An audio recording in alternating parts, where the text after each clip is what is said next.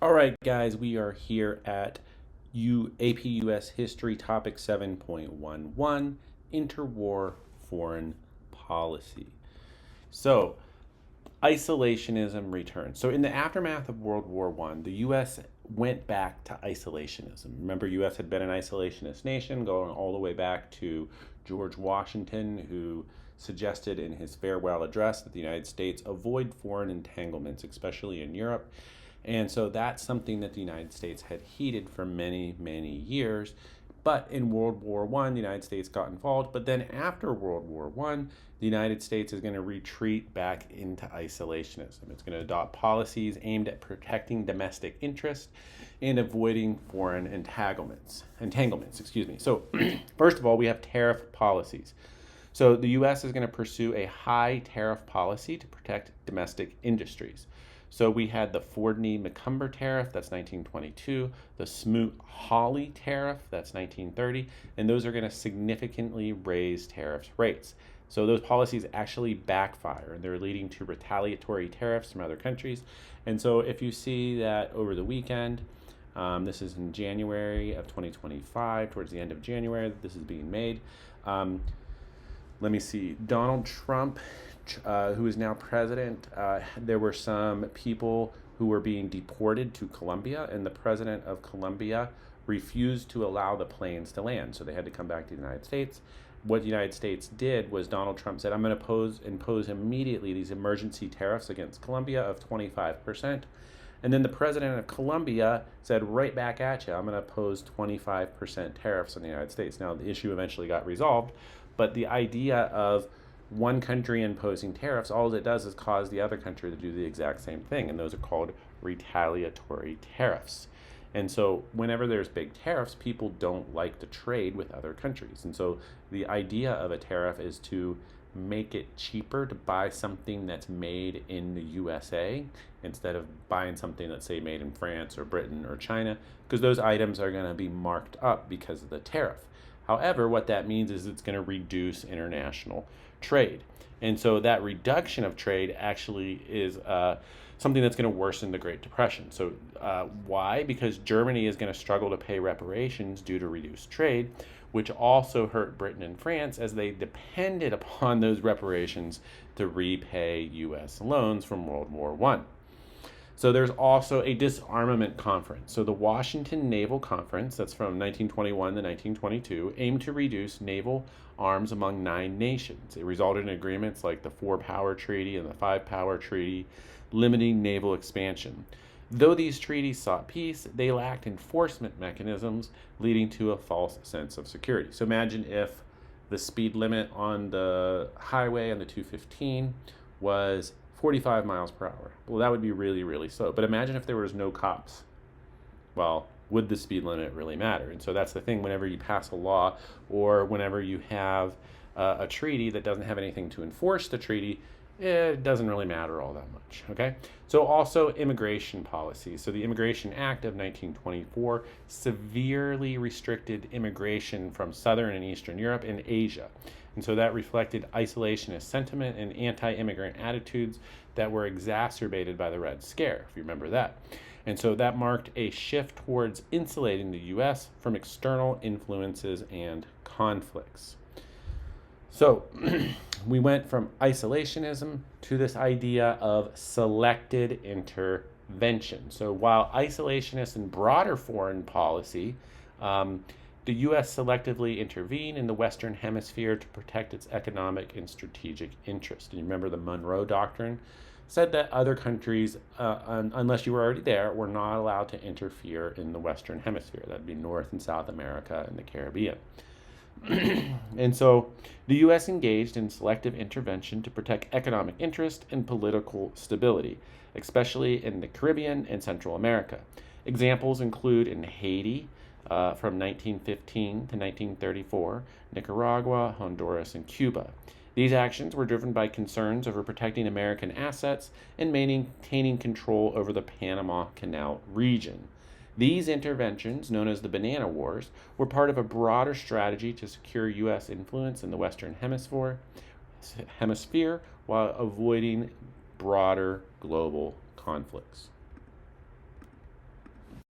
So during this time, there's going to be a global rise of totalitarian regimes in the 1930s that pose growing threats to international stability, leading to aggressive expansion and conflict. So we have fascism. Fascist ideologies emphasize nationalism, militarism, and loyalty to the state. So you had in Italy, you had Benito Mussolini, and he promoted national unity and sought to revitalize Italy through military conquest. In Germany, you had Adolf Hitler. He built the Nazi regime on anti-Semitism, scientific racism, and the big thing that Hitler built it on was resentment over the Treaty of Versailles, which made Germany pay all these reparations to Britain and France for World War One.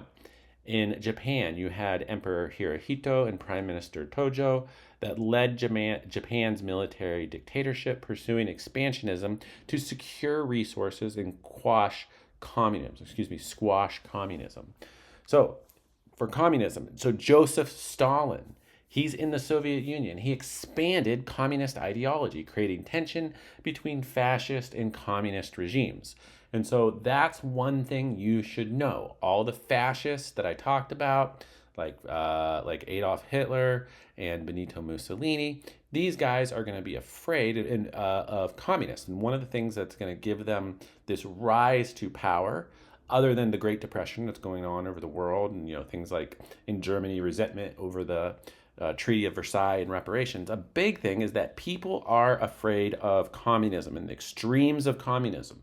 Okay, and they thought, well, we need a really strong leader to keep communism at bay.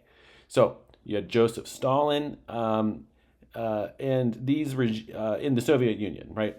And so the regimes that I just talked about are going to lead to aggression. So Japan is going to be aggressive in Manchuria. That's part of China.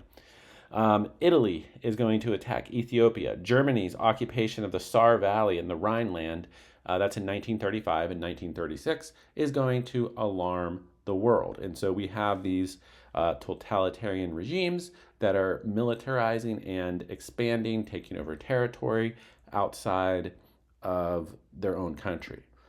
So, war is approaching. Aggressive territorial expansion by totalitarian powers and appeasement by Western democracy paved the way for the outbreak of World War II. So, you had Germany invades Manchuria, that's up here. Italy invades Ethiopia, and all these different places. Germany attacks Czechoslovakia. That's appeasement with the Munich Pact. Let's talk about that a little bit. So Hitler's territorial expansion escalated in the 1930s, including the annexation of Austria in 1938. Now, one thing you should know is that Austria and Germany, they both speak the German language. And so when people see that, they're not going to think it's a huge deal. It would be kind of like if the United States took over Canada.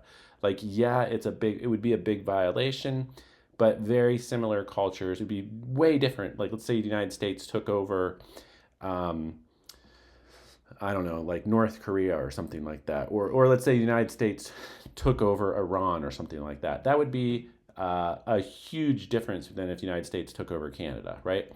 You can see that just because of the clash of cultures between the United States and Iran. So when Germany annexed Austria in 1938, it didn't seem like that big of a deal. Germany then occupied Czechoslovakia following the Munich Pact. So, in response, British Prime Minister Neville Chamberlain's policy of appeasement, that means, well, let's just give Hitler the things that he wants. What does he want? He wants all the German-speaking people. So there's maybe some German-speaking people in Czechoslovakia. Well, Austria is German-speaking. So we'll give him what he wants to avoid war by conceding to Hitler's demands for things like the Sudetenland. Okay, so after that appeasement, Hitler invaded Poland, and that's going to trigger World War II. So the Soviet Union, through a non-aggression pact, also claimed part of Poland, and so they're going to be dividing that nation. Neutrality and not. So, despite initial efforts to maintain neutrality, the U.S. gradually shifted towards supporting the Allies as global conflicts intensified. So, the Nye Committee investigated U.S. involvement in World War I, concluding that economic interests such as arms manufacturers and bankers had influenced the decision to end the war. So then you had the Neutrality Acts of 1935, 1936, 1937. And these laws aimed to prevent U.S. involvement in foreign wars by banning arms sales, loans, and travel on belligerent nations' ships. The cash and carry policy required nations at war to pay up front and to transport goods themselves, limiting U.S. risks. So there's the quarantine speech. So FDR suggested isolating aggressor nations like Japan through economic embargoes. Isolationists criticized this approach, fearing it would entangle the U.S. in the conflict. And so think about what actually ended up happening. So the Japanese embargo. So beginning with scrap metal and steel, the U.S. escalated embargoes on Japan, culminating in an oil embargo in 1941. Japan depended upon U.S. oil, which increased tensions between Japan and the United States. So then we had something called the Destroyers for Bases deal in 1940. So the U.S. provided Britain with 50 destroyers in exchange for military base rights in the Caribbean, signaling a shift away from strict neutrality. And then in 1941, we had something called the Lend-Lease Act. And this allowed the U.S. to provide military aid to Britain and later the Soviet Union, marking a significant step toward active support for the Allies while avoiding direct conflict. And so that is topic 7.11.